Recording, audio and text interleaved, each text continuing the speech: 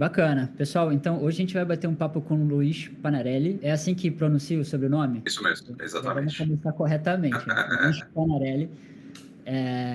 A gente vai conhecer um pouquinho do perfil dele. É um novo mentor que está fazendo parte aí da rede da Accelerated. Então, primeiro, Luiz, seja super bem-vindo aí. Prazer aí te receber. Obrigado.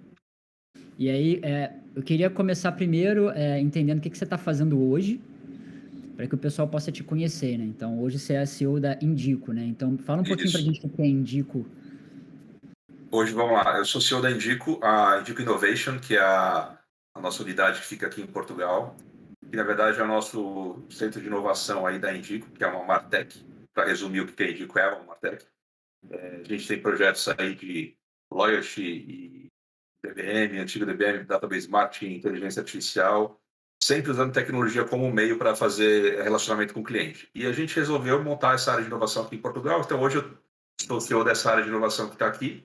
Tenho meu sócio que fica no Brasil, em São Paulo, lá na Vila Olímpia também, e cuida mais da área de projetos mesmo, de relacionamento que a gente tem, tá?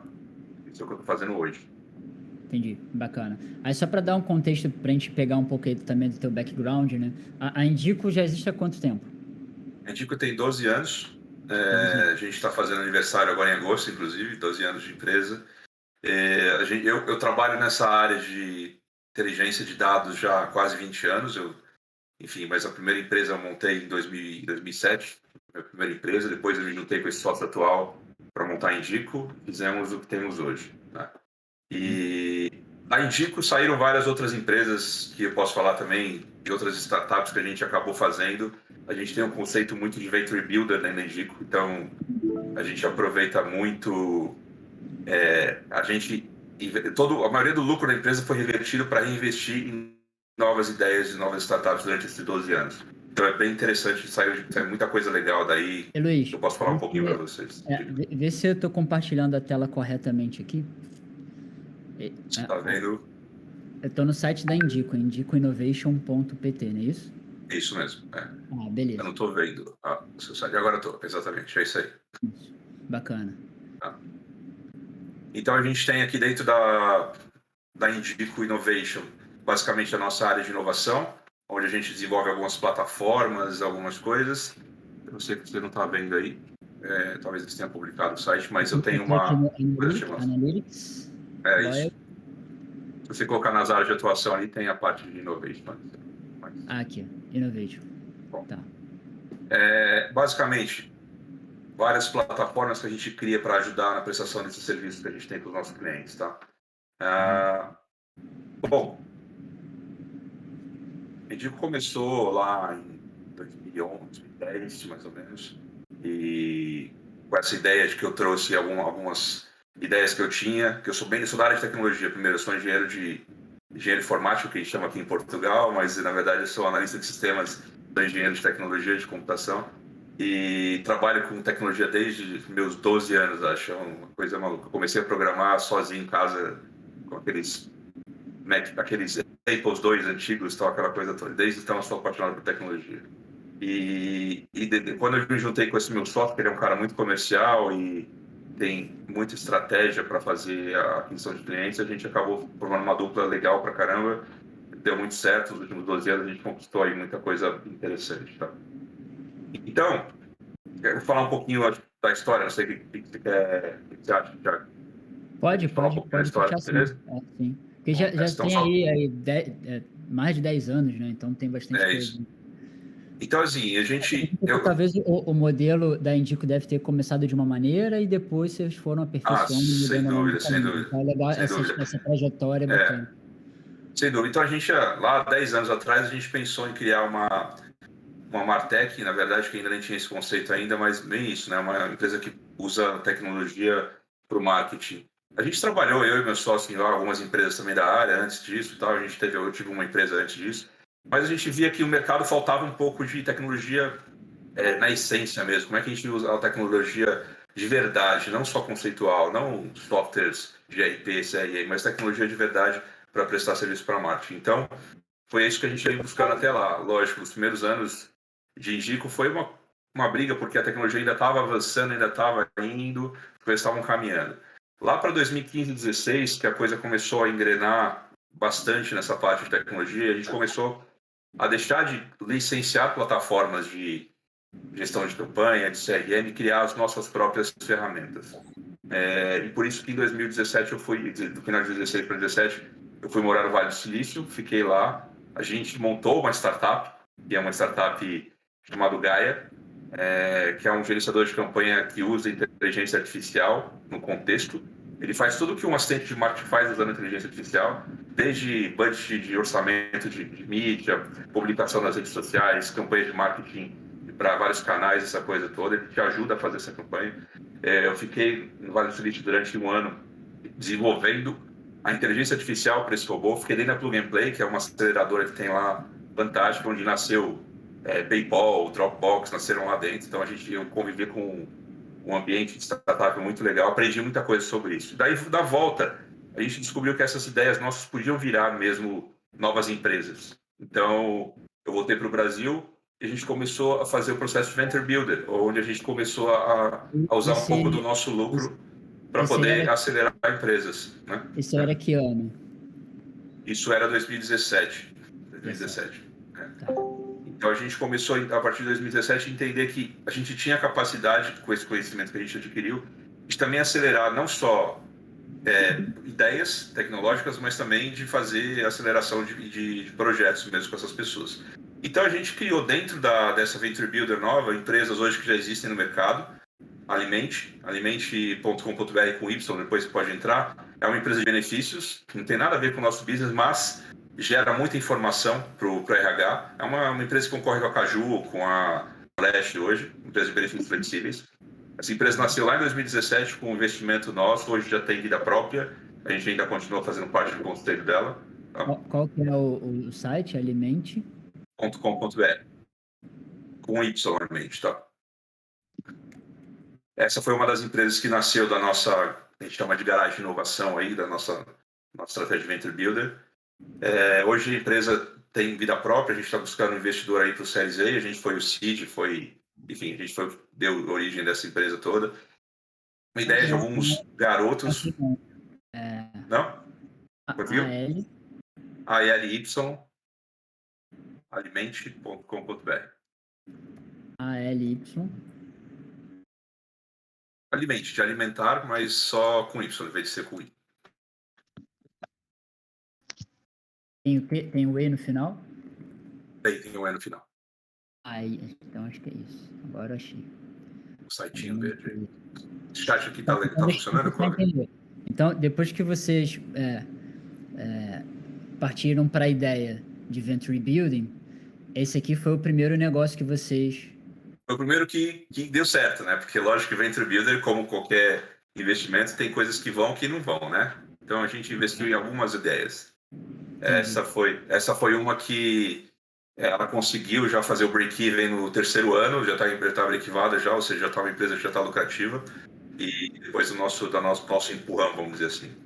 Entendi. Teve outras ideias Nessa etapa aqui, para você ter a primeira que funcionou, que deu certo, quantos outros negócios vocês desenvolveram aí? Qual que foi a taxa aí de então, a gente tem algumas ideias que foram tentadas lá, foram uns 3 ou 4 projetos com pessoas diferentes, então a gente tinha esse mesmo conceito, a gente estava lá, e a gente se colocou no mercado como um Venture Builder, as pessoas procuravam a gente com ideias, a maioria era a próprio cliente ou conhecidos de cliente que procuravam do nosso know-how, e aí a gente fazia essa aceleração.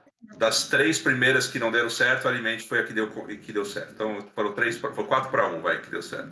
Entendi. 4 tentativas e 1 acerto. Mas eu acho que não é que deram errado. É que é um conceito mesmo que talvez a gente demorou muito para colocar um MVP no ar, e aí o que acontece? Alguma ideia melhor vem na nossa frente e acaba tomando o nosso lugar. Então, assim, acabou inviabilizando algumas ideias que tinham por causa disso. Mas a gente aprendeu isso também. Entendi. E aí depois vieram essas outras aqui que estão na página de cases ou não? Não, depois da Alimente, essa Alimente, que está aí no site com vocês, depois da Alimente a gente tem mais 2 projetos que na época da pandemia a gente fez um projeto chamado Apoio Local, que foi um projeto pro bono, mas acabou dando certo em alguns pontos durante a pandemia, que era apoiar comerciantes locais, a gente fez um aplicativo para isso. E a gente tem um projeto que está sendo lançado, que já está há 2 anos em desenvolvimento, não o produto, mas o conceito do projeto. Agora a gente vai lançar ele dia 15 de agosto, chama Ponto E, que é um programa de cashback para a educação também. Legal. Esse .e.net. não tem página publicada não, né? Tem. Ponto E, tudo junto, .net. Só isso. Esse projeto é uma ideia nossa muito antiga de fomentar a educação no país, no Brasil, que a gente sabe que é muito complexo. Então a gente fez várias parcerias para poder ter... Como que escreve aqui a página? Que nós... Ponto, P-O-N-T-O, ponto mesmo E. Calma aí. Ponto. Quer que eu escreva no chat aqui ou não adianta? Não, melhor não. E também. Aproveitando aí a deixa, né? O pessoal que já está entrando e está acompanhando aqui conosco, pode já deixar perguntas aqui no chat. Bacana? Então, quem tiver pergunta... Mandando para você aí, ponto E, ponto net. Só abrir aqui no chat e a gente manda ver. Deixa eu pegar daqui, vamos lá.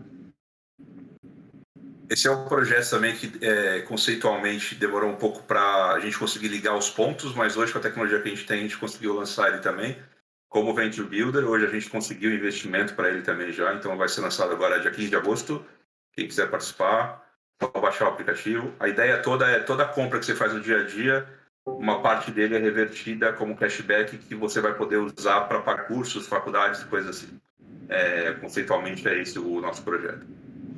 E algumas ideias também que estão vindo aí. E assim, vindo daí em 2017, depois de voltar do Vale do Silício, com essa ideia de Venture Builder mesmo que a gente começou a encapsular, a gente começou a frequentar Portugal por causa do Web Summit que eu te falei. E é um evento fantástico, tem aqui, quem não vem, quem tiver a oportunidade vem conhecer em novembro. Agora, ano que vem vai ter uma edição aqui. Vai ter no Rio de Janeiro, exatamente, vai ser legal. Um evento fantástico, bem organizado e que a gente tem várias coisas boas saindo de lá. E começando a frequentar Portugal, a gente viu que a área de inovação de Portugal também estava muito grande, estava muito bacana. E a gente acabou mudando a nossa área de inovação para cá. Eu vim morar aqui, meu sócio continuando no Brasil. A gente tem a holding na empresa que é portuguesa agora e continua fazendo esse projeto de inovação. Com isso, a gente acabou aqui em Portugal criando alguns produtos que a gente tem e acaba usando para fazer marketing. Então a gente pegou algumas ideias que estavam lá engavetadas que não tinham dado certo, teoricamente transformou em produtos mesmo. O Campaign Manager que eu te falei, de inteligência artificial, um outro, que é um Escuta Aí, que é um produto que ouve gravações de empresas que têm essa parte toda de atendimento telefônico gravado, né, que grava sua gravação, grava sua mensagem quando você vai lá, você fala com ele e tal, de pegar essas gravações todas, passar por um speech to text, gerar insights a partir disso. Então a gente melhorou a qualidade de atendimento de algumas empresas como a NET, a gente fez algum piloto lá e coisas assim. E também usando machine learning para poder entender o que o cara está falando, reclamação e tal. A gente tem um produto chamado Agatha, que a gente usou muito na América Latina durante esses 2 anos, últimos anos, que é para que lê as notas fiscais a partir de uma foto e usando a inteligência artificial identifica os produtos que tem lá dentro. Também para programa de Deloitte. Programa de Deloitte, por exemplo, a gente tem um cliente que é o McDonald's, eu não conseguia plugar em todos os POS de todas as lojas, mas não, eu fiz o cliente me manda uma foto da nota, eu acabei estando integrado a todo mundo. E eu pontuo o cliente a partir do envio da nota que ele me faz, também usando inteligência artificial. E eu, por fim, está em desenvolvimento agora, que é uma base do Ponto E, vocês vão ver, é o Keloiat, que é um programa, um software as a service para montar programas de fidelidade como se monta um Lego. Então, meu programa de fidelidade tem que ter early de pontos, tem que ter integração com isso, porque a gente monta através de APIs e faz um programa de fidelidade personalizado para cada empresa. Também usando... E nesse, é interessante que a gente já conseguiu implementar um negócio que a gente está estudando já há algum tempo, que é o blockchain. Então, toda a parte de acúmulo de pontos, resgate de pontos dos programas que passam por isso, resgate de prêmios, tudo isso é feito através de um blockchain. Então, assim, é certificado. Então, eu posso dar mais segurança para o meu cliente para a parte de transação mesmo que acontece dentro do programa de fidelidade. É a primeira iniciativa nossa. Deixa eu saber, esse não é no Ponto E, né? Esse é no... Não. O Ponto E usa ele como software para poder ser o programa de fidelidade, entendeu? O Keloiat, ele é um software as a service para você criar o seu próprio programa de fidelidade. Então, o cliente bate lá em casa e fala assim, cara, que é uma core da Indico. Quero criar um programa de fidelidade para poder pontuar toda vez que o cara compra chocolate da minha marca. Beleza. A gente configura esse programa dentro do Queloid, que é esse produto que a gente criou aqui em Portugal também, e a partir daí a gente tem só o front-end para o cara criar, ou para a gente também criar, para poder fazer essa pontuação. Mas todo o engine de pontos está por trás, está baseado nesse produto. Então, a gente tem feito isso, saído do conceitual de Martech e criando mesmo as nossas próprias tecnologias para poder atender os nossos clientes.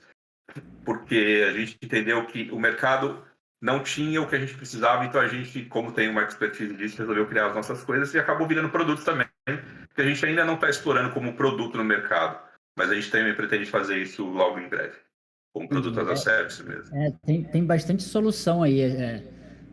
Tem bastante coisa legal. Você tem diversos braços, né? Então, por exemplo, aqui em Cases tem mais os braços aí de serviços que vocês prestaram aqui para grandes corporações, grandes empresas. Aí tem produtos próprios, aí tem alguns que vocês investem, tem tecnologia que vocês desenvolvem.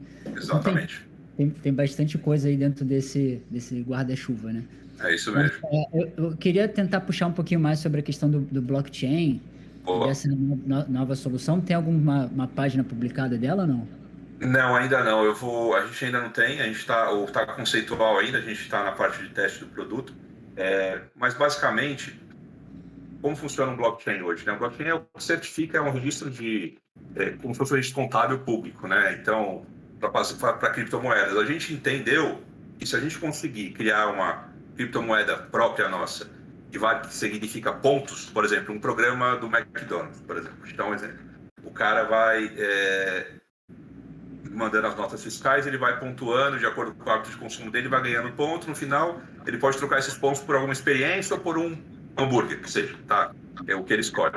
O que está por trás disso, antigamente, era muito baseado na conta corrente. Então, assim, eu tinha que montar uma conta corrente que eu tinha lá crédito e débito, crédito e débito, crédito e débito. A gente falou, o blockchain é um jeito, além de ter isso, a gente tem isso certificado. Então, a gente pode, depois com esse contrato de blockchain desse programa de pontuação, imagina que depois o McDonald's quer fazer um acordo, sei lá, com as Casas Bahia de fazer uma integração desses dois programas de fidelidade. Se a gente tiver isso já numa rede de blockchain, fica muito mais seguro a gente fazer essa integração. Então, a gente está pensando lá na frente como que o blockchain vai auxiliar a gente a fazer a certificação desses pontos que são criptomoedas, que seja, que a gente pode criar, e também na integração de vários programas de fidelidade, que a gente acha que tem um movimento para isso acontecer também, aí no Brasil. Tá? Bacana, legal. Deu para entender bem, ter um overview geral aí sobre a Indico, muito bacana, legal. Parabéns. E aí, quais são os próximos passos, assim? Para onde é que vocês estão avançando? Então, além da gente estar avançando aí para o blockchain que eu te falei, a gente está desenvolvendo junto com alguns parceiros aí o conceito de Crypto Rewards.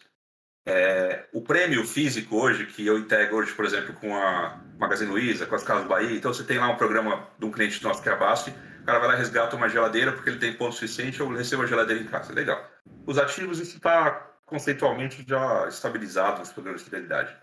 A gente está criando um conceito novo que é o Crypto Reward, usando o conceito de NFT também, que está inovando no mercado aí, que está aparecendo bastante, que teve os booms do Ethereum que caiu pra caramba, e está todo mundo preocupado, mas isso eu acho que vai estabilizar.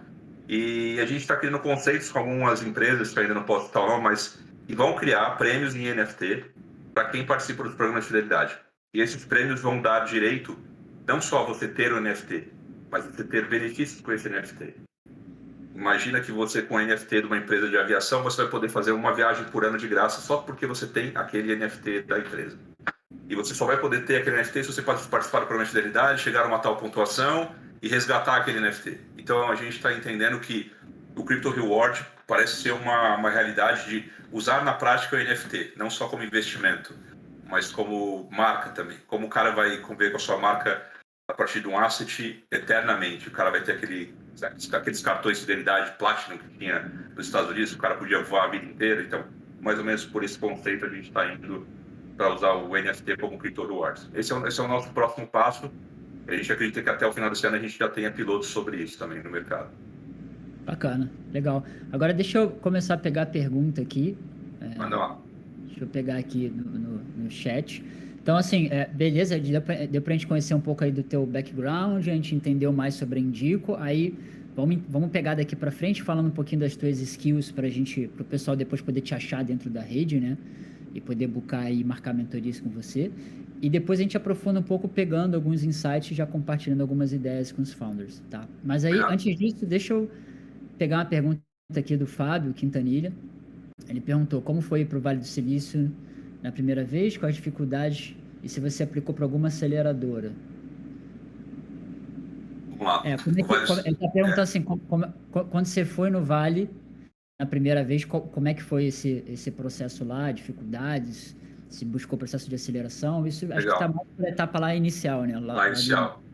Foi lá, a gente começou esse papo em 2016, mês de 2016, quando a gente achou que deveríamos inovar mesmo nessa parte de tecnologia. A gente estava um pouco, não atrasado, mas aquém. E estava bombando as startups, né, como ainda, agora menos, mas nos Estados Unidos. E a gente, por acaso, tinha uma pessoa muito conhecida que era uma das gestoras da Plug and Play, que é uma aceleradora que tem em Sunnyvale, perto de São José ali.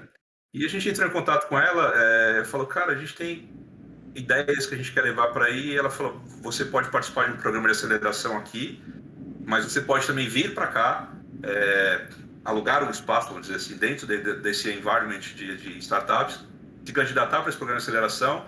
Se você passar para a próxima fase, você tem 3 meses de aceleração nossa de graça, mais não sei quantos $1.000 lá, que eu não lembro na época, não era muito, mas para você poder manter um executivo aqui, para a gente poder fazer essas coisas. Eu falei, cara, vambora. Então, no final do ano eu fui para lá, fiz esse contrato, né, de alocar uma mesa mesmo, um espaço gigante, uma mesa com a nossa plaquinha lá em Indico. Luiz, a gente ficou lá dentro. Só pegar o gancho. Então, assim, na verdade, o processo de entrada deles, vocês ficava como se fosse uma espécie de coworking, né? Coworking, exatamente. Aí, daí isso que te habilitava ao processo de seleção. Isso. Eu podia me habilitar ao processo de seleção antes de ir. Eu podia fazer isso antes. Mas o interessante é você estar lá para participar desse processo de seleção. Por quê? Foram entrevistas com várias pessoas de várias competências, desde a parte financeira, como é que você vai, como é que está a sua financial business plan para o seu produto, como você vai captar cliente e essas coisas todas. E a gente ia passando por cada uma dessas fases conceituais até a gente conseguir entrar no programa de aceleração mesmo. Então, estando lá é muito mais fácil. Então, você não precisa nem estar lá dentro, mas estando lá para participar das reuniões é muito mais fácil. Ainda não estava esse conceito de virtual, como a gente está fazendo aqui hoje, ainda não estava tão implementado, né, antes da pandemia, não era tão legal.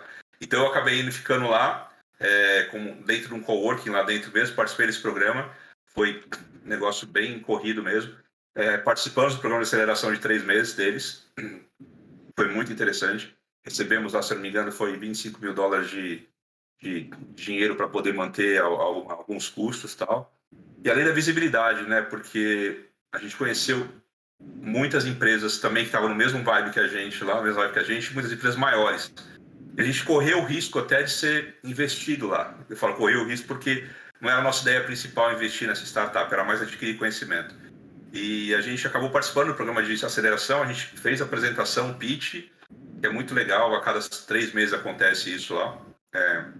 Fizemos o pitch e tal, conversamos com algumas pessoas e lá nos Estados Unidos mesmo, alguns fundos que estavam interessados em até investir nesse produto e tal, mas a gente achou que a gente não estava no momento de ser investido, vamos dizer assim, tá? Bacana. Mas foi legal, a experiência foi interessantíssima. Conheci gente do mundo inteiro com várias ideias e o principal foi ver esse ambiente de startup dentro de uma aceleradora desse tamanho, como eu te falei, Dropbox, PayPal, tudo saíram lá de dentro. Então, foram aceleradas dentro da Plug and Play. A Plug and Play ela é de um cara ex-Google que está lá já acelerando as startups há vários anos. Uhum. Precisa aí conhecer isso aí. Ele completou a pergunta perguntando, aí depois você foi para Portugal, e a perguntinha chata essa aqui, né? Portugal está melhor que o Vale do Silício. Olha, eu vou te falar, até porque mudança de casa, né, para os Estados Unidos, e estar em Portugal, para mim, é muito mais confortável. Não só pela língua, mas pelo povo mesmo, né? Eu já não sou, uma pessoa tão jovem para poder mudar muito, assim, de áreas.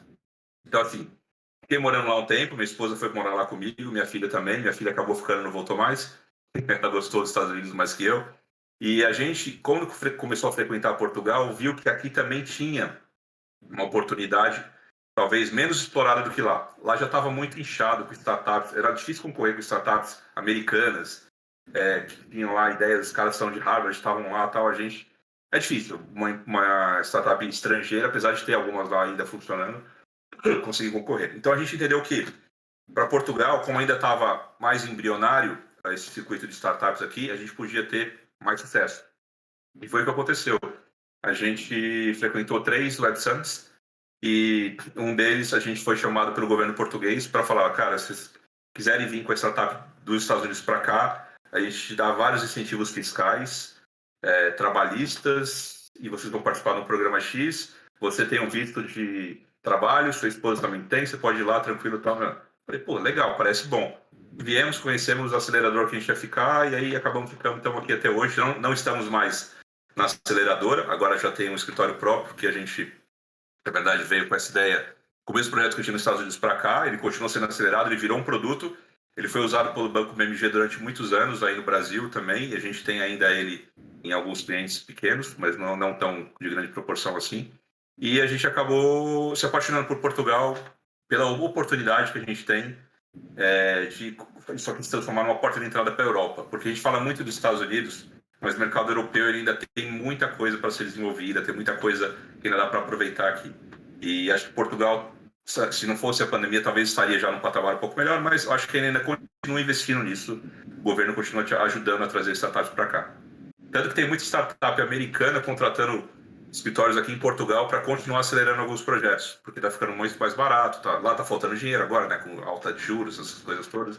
Então está rolando aqui em Portugal uma coisa bem interessante quanto à tecnologia. Muito legal, muito interessante ver esse movimento de Portugal, né? Daí a gente consegue aí ver exemplos práticos de como é que aí políticas internas aí de governos podem ajudar, podem impactar todo esse ecossistema, né? Então, o caso de Exatamente. Portugal é um exemplo muito claro disso, né? Seria bem interessante se em algum momento aqui caísse ficha aqui do pessoal no Brasil, né? Tô falando do Brasil aqui. Sim, com certeza, E cara. tivesse a atração de negócios de base tecnológica, né? De startups, investimento, capital e por aí vai. Existem algumas iniciativas pequenas, como tem no Nordeste, como tem no Sul, mas assim, não tem nada incentivado pelo governo, como eu vejo aqui. Sabe, eu tenho benefícios tributários na veia mesmo, tipo, na Seguridade Social, eu tenho benefícios tributários de imposto de renda, se eu contratar pessoas que estão aqui no banco de empregos ou que são formadas aqui em Portugal, também incentivando a galera a ficar em Portugal, né? Porque Portugal tem universidades fantásticas, mas infelizmente o salário não é tão alto.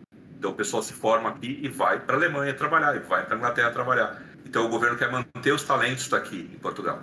E para isso incentivar uma startup como a nossa, quando chegou em 2019, que a contratar portugueses, a manter os caras aqui, é um incentivo interessante. E é o que você falou, né? A gente acaba perdendo também talentos do Brasil para fora porque o mercado é difícil, complicado, né? E não tem incentivo.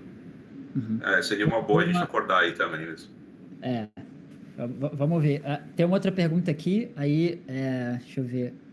Outra pergunta, como você consegue contactar os clientes para seus produtos, equipe vendas, alguma estratégia? Está perguntando alguma estratégia aqui relacionada ao processo de prospecção de cliente, né? Prospecção. Quando a gente começou há 12 anos atrás, a nossa prospecção era minha base de conhecimento e a base de conhecimento do meu sócio, né? Era o quem indica. Isso funcionou bem durante os primeiros anos da empresa. Depois a gente começou a formar mesmo estratégias de venda. E não deixou de ser, como a gente trabalha com grandes empresas, um processo de indicação entre essas empresas. Hoje não, agora nos últimos 3 anos a gente tem investido em mídias sociais, a gente tem investido em geração de e-books, de conteúdo na internet mesmo, para poder trazer as pessoas. E a gente tem recebido bons feedbacks desses caras. Lógico, o lead que a gente gera na internet para o nosso negócio é um lead bom para você começar um projeto, para você começar alguma coisa, mas a gente ainda tem muito, o que a gente faz muito ainda para conseguir leads qualificados em empresas que a gente tem, como contas grandes que nem McDonald's que a gente tem, fazendo palestras, fazendo eventos. Então a gente se junta às vezes com o Oracle, com o Google para fazer um evento conjunto com eles. A gente tem agora esqueci agora, o Cristiano meu sócio vai dar uma palestra agora também na Associação de Marketing do Brasil. E nessas palestras, desses eventos que a gente participa, que a gente fala um pouco sobre as histórias, a gente vai falar sobre blockchain, NFT, sobre essas novas coisas agora nessa palestra. e a gente acaba trazendo de lá muitas indicações de clientes e contatos. Mas a gente tem uma área de venda, a gente tem uma área comercial que faz a prospecção através de ferramentas que a gente tem na internet e tal, mas a nossa principal estratégia é geração de conteúdo e eventos que a gente faz. Eu acho que isso é o que traz o maior grosso dos nossos clientes para a gente. Entendi, bacana. E tem os adicionais aí, né? Para além da questão da visibilidade, questão de autoridade, né? É bacana o pessoal ver você Isso. tratando conteúdo, reforça ali o posicionamento dos founders, enfim. É isso Bem aí, bacana. isso é legal. Aí vamos fazer o seguinte, aí já pegando dessa linha e aí indo para a nossa última etapa, para a gente compartilhar agora alguns insights com os founders, né?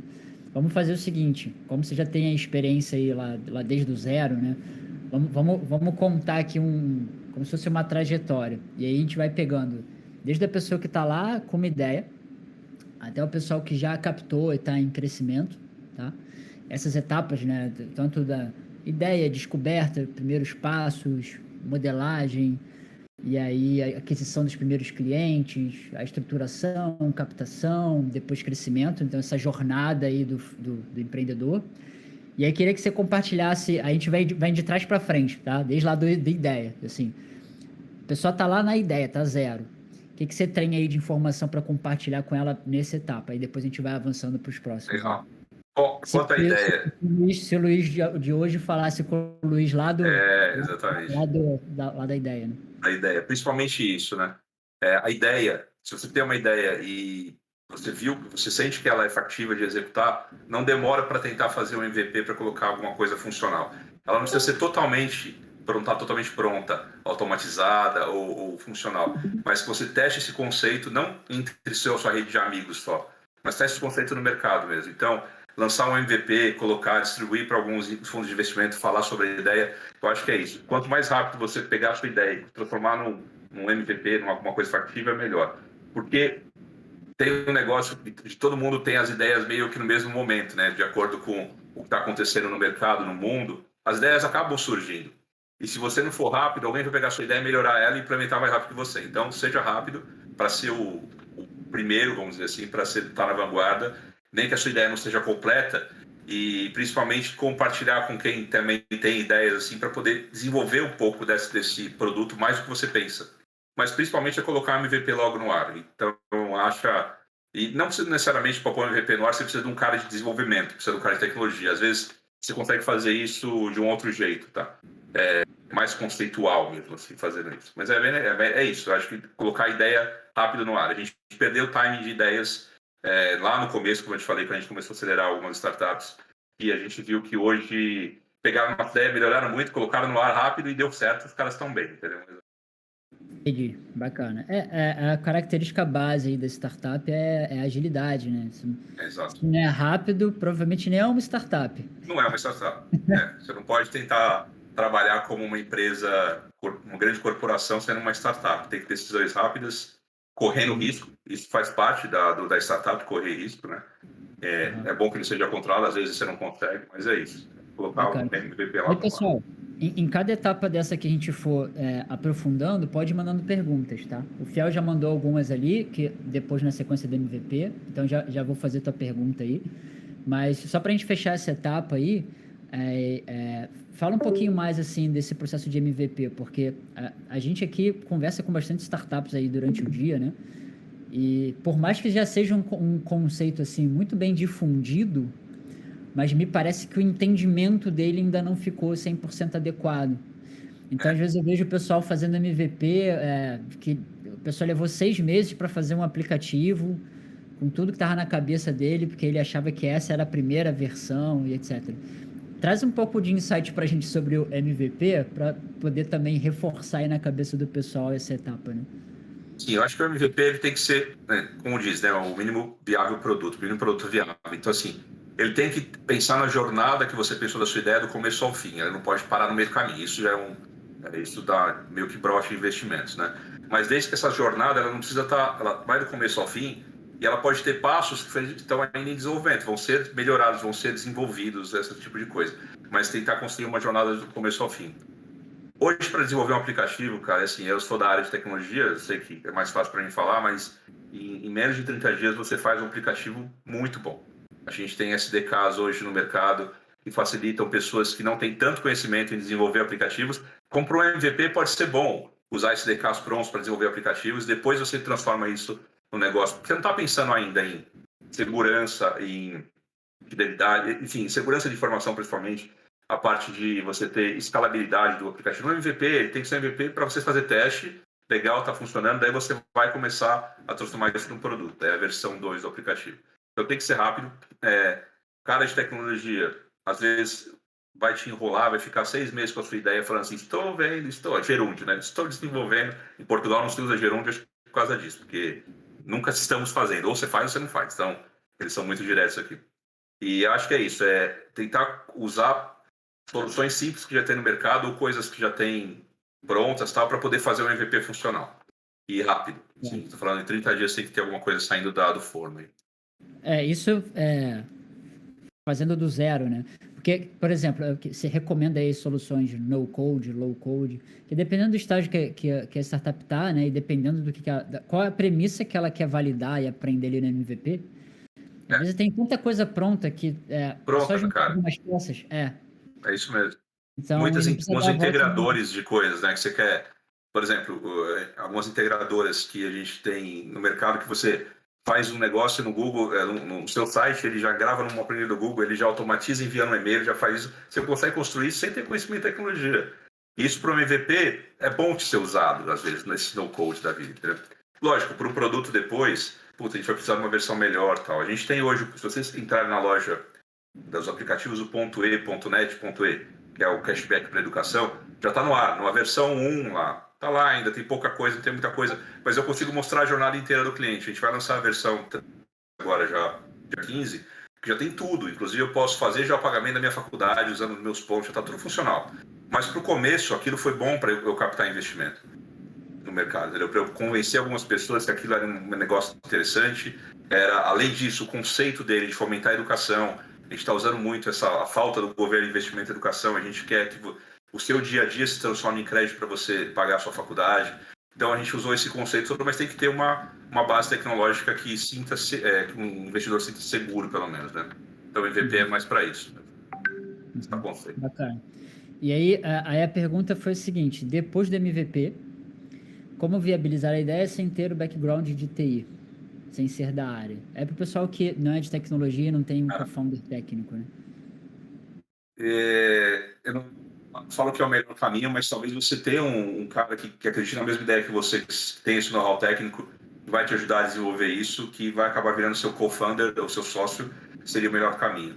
Porque você não tem dinheiro ainda para contratar um software house ou um cara de tecnologia para fazer. Então, achar um cara no mercado que brilha nos olhos a mesma ideia que você, que tem esse know-how técnico, ele vai achar um jeito de fazer isso virar, sair, continuar andando. E lógico, se você conseguir convencer que o MVP seu ele vai ter sucesso, o cara vai pôr dinheiro para você desenvolver a versão física dele. Aí você vai contratar mesmo empresas para fazer isso, ou montar um time de tecnologia e tal. Uhum. Pensa que a tecnologia hoje não é mais aquela caixa preta quando era servidores da IBM e aqueles grandes caras que desenvolviam em Assembler da vida e tal. Hoje tecnologia é um negócio que está no nosso dia a dia. Então, a gente não pode ter medo dela, porque você aprende rápido hoje, vai fazer. Eu falo que eu consigo... Um cara que nunca mexeu com tecnologia consegue aprender a codificar em 3 meses, fazendo alguns cursos online, alguns SDKs que já estão prontos. Não é um negócio mais sabe, de você ficar amedrontado com isso. Não ter um know-how técnico não é um problema. Conhecer alguém que tenha já vai te facilitar a vida já. E trazer também esse cara para ser seu sócio, seu co-founder aí. Bacana. Você tem acompanhado esse movimento de DAOs? Um pouco, sim. Um pouco, né? E aí, uma coisa bacana que a gente percebe é que existe um processo de dificuldade, às vezes, de encontrar esse cofundador técnico. Sim. E quando o pessoal estrutura, pelo menos o começo do negócio, essa fase de discovery, né, como uma DAO, fica mais fácil de trazer pessoas engajadas dentro daquela solução que ele está querendo resolver. Então, sim. Isso é uma dica bastante importante. A gente tem alguns casos aqui na Accelerated do pessoal que ficou anos aí com... Acontecia isso que você falou. Entrava um dev, começava super engajado, e depois ele desengajava e não entregava, aí saía, depois entrava outro, aí ele fazia uma parte. Então, depois que o pessoal começou a se organizar com uma DAO, começou a mudar. Porque aí você tem uma fluidez maior na atração, na retenção e no desenvolvimento de pessoas dentro daquela organização. Bacana, uma dica boa, uma dica boa. Boa. Bacana. Aí o Fábio perguntou aqui também qual ferramenta você sugere para o MVP? Fábio, depende muito da sua ideia, né? Porque ferramentas no-code, existem várias no mercado para você desenvolver um aplicativo, por exemplo, alguma coisa. Mas depende muito da sua ideia. Assim, depois, se você quiser a gente bater um papo sobre isso, mandar uma mensagem, a gente fala alguma coisa, porque eu acho que depende muito. Não tem uma ferramenta específica, porque tem muita coisa no mercado que a gente nem conhece ainda para falar e, puta, é melhor essa, melhor aquela. Mas, principalmente, eu acho que a gente tem usado bastante, toda vez que a gente tem uma ideia de um projeto ou de uma solução para o cliente, até nos nossos projetos de cliente, é a gente fazer mesmo toda a jornada num Figma navegável. Ou seja, eu tenho uma agência de criação dentro da empresa, então isso é muito mais fácil de você tangibilizar isso. O Figma, você constrói toda a parte de tela de aplicativo, que você clica na telinha, ele vai para o lugar. Então ele é como se fosse um MVP, ele é uma casca só do aplicativo. É um Figma navegável que ele vai clicando, ele vai... E tem toda a experiência da jornada, só que não é funcional, não tem nada por trás, é tudo fake, é tudo mocado. Mas levar isso para um cara, para um cliente que quer aprovar um projeto, para um diretor que quer aprovar um projeto lá no nosso cliente, ou até para um cara que quer investir, parece fácil do cara ver a experiência, a jornada sendo utilizada. Isso você faz muito rápido com um cara de criação, dentro do Figma você faz, publica, isso é de graça, inclusive o Figma, você não paga nada. Mas é legal, fazer esses mockups navegáveis, já como se fosse a experiência do cliente, é interessante, a gente tem feito bastante isso. Antes de sair desenvolvendo. Tem uma coisa bacana, Luiz, vê se aí tu também segue nessa linha.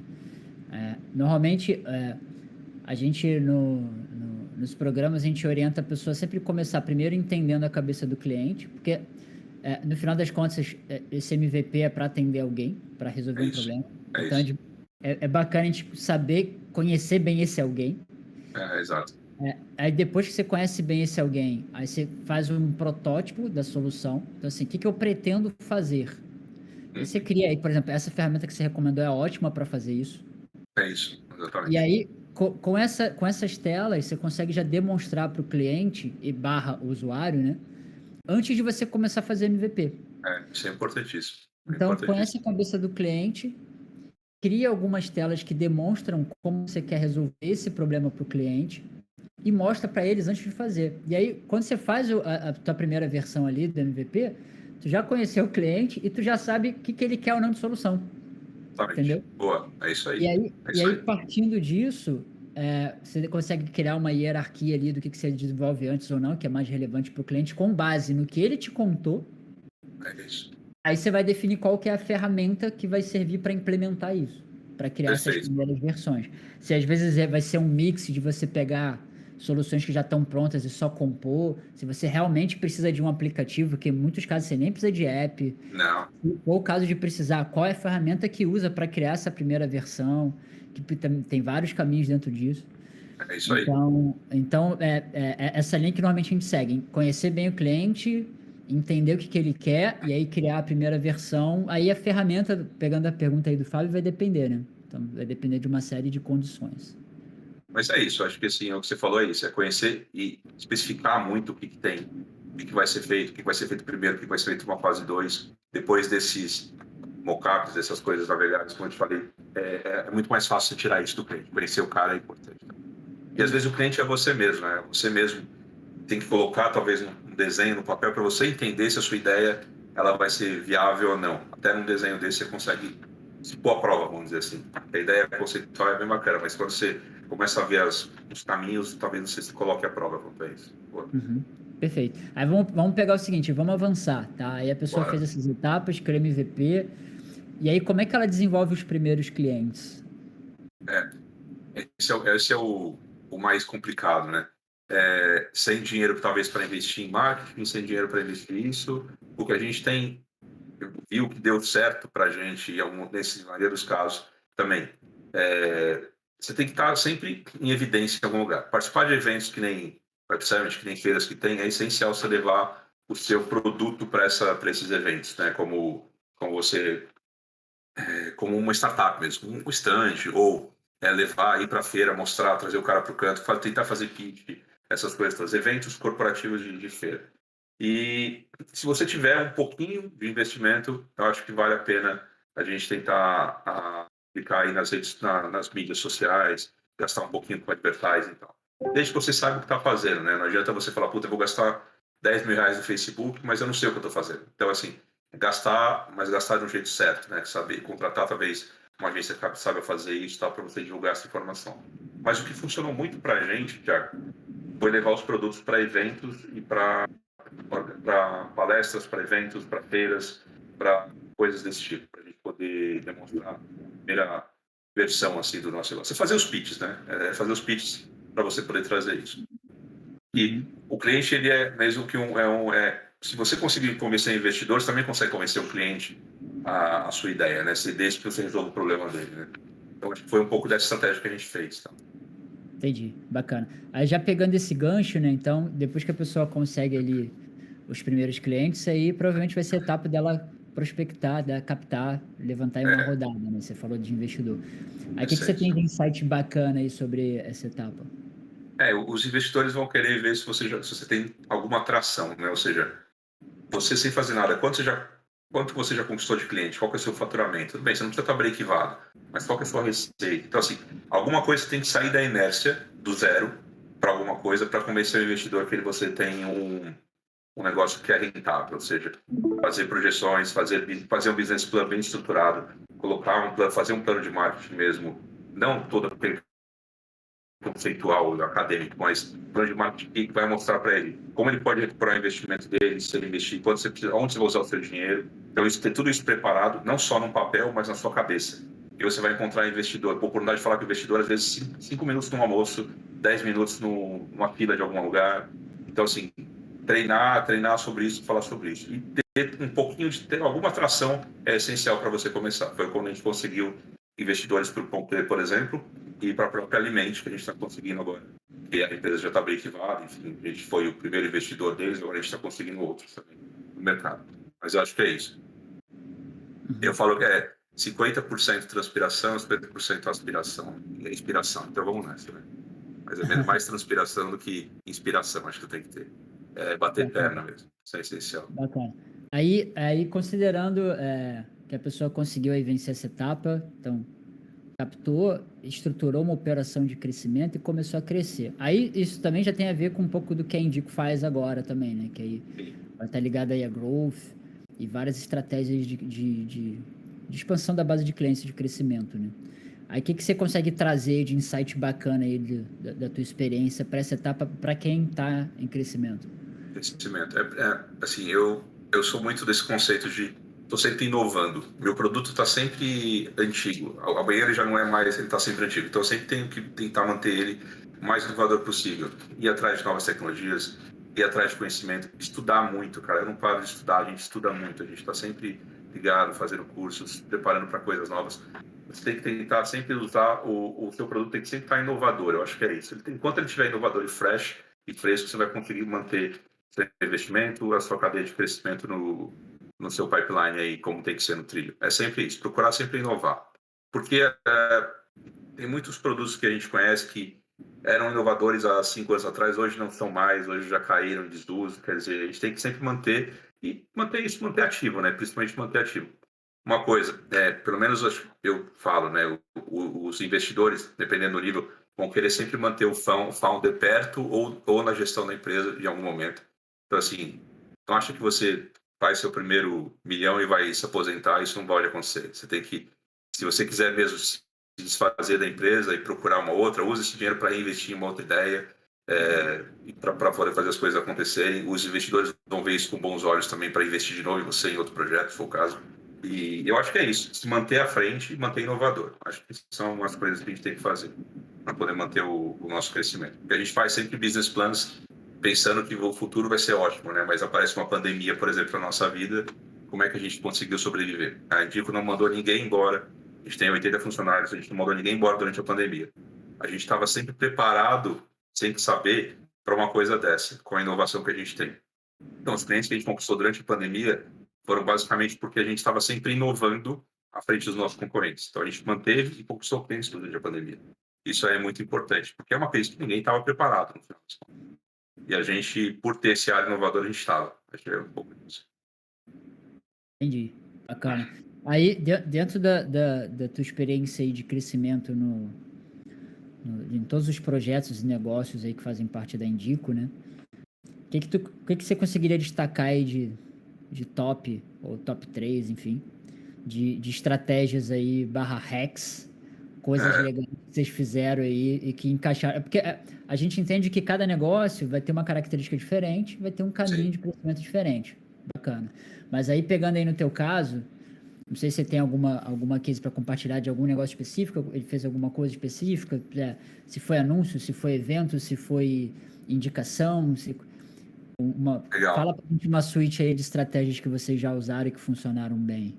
Pô, legal, bacana. Então, pegando o gancho da pandemia, né, como eu te falei, a gente tinha um cliente que é a Arcos Dourados, que é uma McDonald's, não sei se vocês sabem, são grandes franqueados no mundo, né? Arcos Dourado é a grande franqueadora da América Latina toda, Brasil inclusive. E, pô, pandemia, o que acontece? Ninguém mais vai para o restaurante, né? Então, esse foi um case bem interessante, que a gente desenvolveu por pouquíssimo tempo um web app, não foi um aplicativo, web app, que a gente não podia concorrer com o aplicativo do McDonald's. Então, a gente desenvolveu um web aplicativo, que o aplicativo do McDonald's plugava nele, através de integração simples e segura.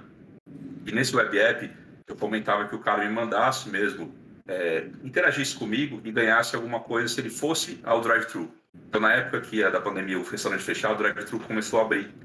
Então, a gente fez esses caras irem ao drive-thru, continuar comprando lanche do McDonald's, comprando, interagindo e tal, e dando para ele em troca ponto para a próxima compra, brindes, coisas bem legais, raspadinha, enfim, coisas com o WhatsApp, web prêmios, mas também prêmios reais.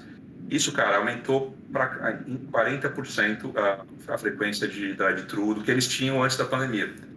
Foi bem interessante. Na Argentina, na Colômbia, no Uruguai e na Costa Rica, se não me engano. Foram esses 4 países, os que mais bombaram. Assim.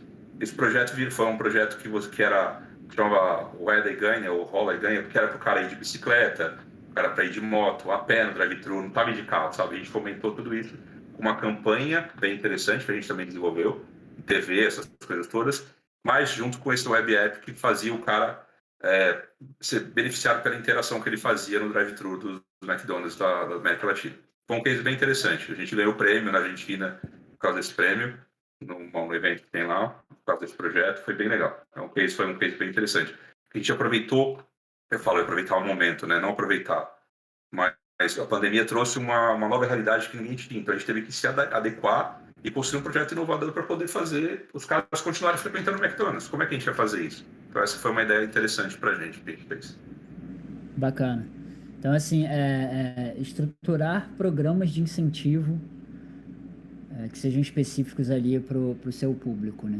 Para o público, para o momento, né, sazonais. A gente tem um projeto agora que vai entrar para a Copa do Mundo também, essa parceria McDonald's e Coca-Cola, que vai ser bem interessante.